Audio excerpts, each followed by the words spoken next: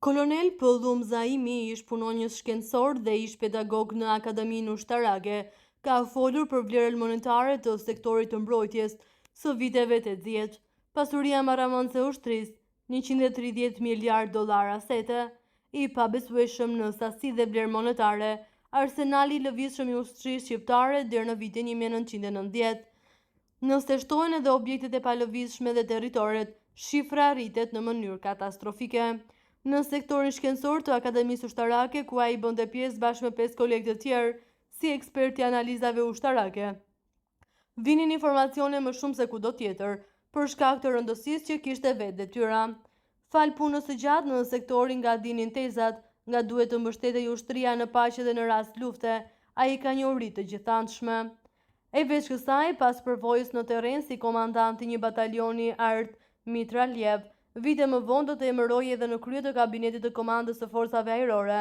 Duke pasur këto detyra, ai është i gatshëm të japë përgjigje dhe atije ku duket se nuk e ka informacionin e duhur. Gjithsesi, kolonel në rezervë Pëllum Zaimi thotë se ushtria shqiptare notonte mbi para, përderisa asetet e saj të shitshme kapnin një vlerë prej miliarda dollarësh. Të gjithë këto ai sqaron gjatë një interviste për gazetën Dita. Si trajtohet sot nga ana financiare ushtarakët në lirim dhe ata në pension? Ushtarakët shqiptar duhet të trajtohen më denjësisht, ata që janë në detyrë, ata që kanë dalë me rezervë dhe ata që janë në pension. Para ka mjaftueshëm për të gjithë ushtarak dhe ish ushtarak, sa për të mos e ndjerë krizën. Në një krizë globale ku mund të gjendet këto para, ato duhet ishin bërë vit pas viti, që nga çasti që u mor vendimi politik se Shqipëria nuk kishte nevojë për një ushtri aq të madhe sa ajo e viteve 90. Pra këto para gjendeshin në asetet e ushtrisë.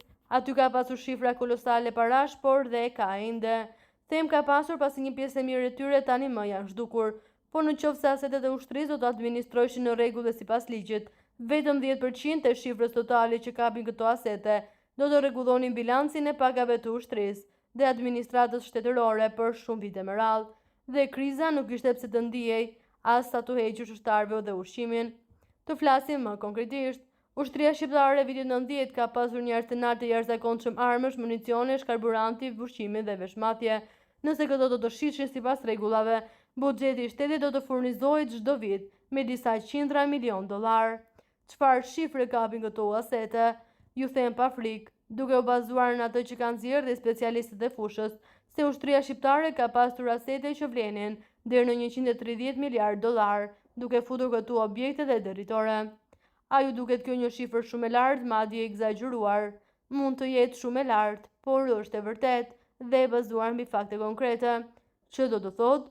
Që do të thotë se vetëm municioni i ushtrisë shqiptare i importuar dhe i prodhuar në vend, i sistemuar në disa qindra depo dhe tunele, ka shifrën e 65 miliard dollarëve.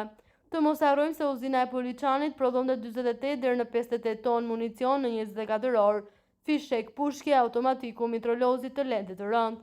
Gramshi prodhonte 400 deri në 500 automatik dhe pushka automatike në ditë, ose 120.000 në vit, me një kosto prej 6.000 dollar për copë. Kostoja ishte lartë pavarësisht se ato në tregun e zi të viteve të fundit patën një vlerëshitje prej 300 dollarësh. Mjekësi prodhonte në më shumë se 600 ton eksploziv në vit.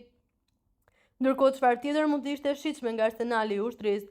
Ushtria shqiptare ka pasur 196 avion dhe helikopter, dhe po të shtojmë këtu 40 avion AN-2, 3 avion qeveritar, shkojnë 240. Flota ajrore numëronte 125 avion.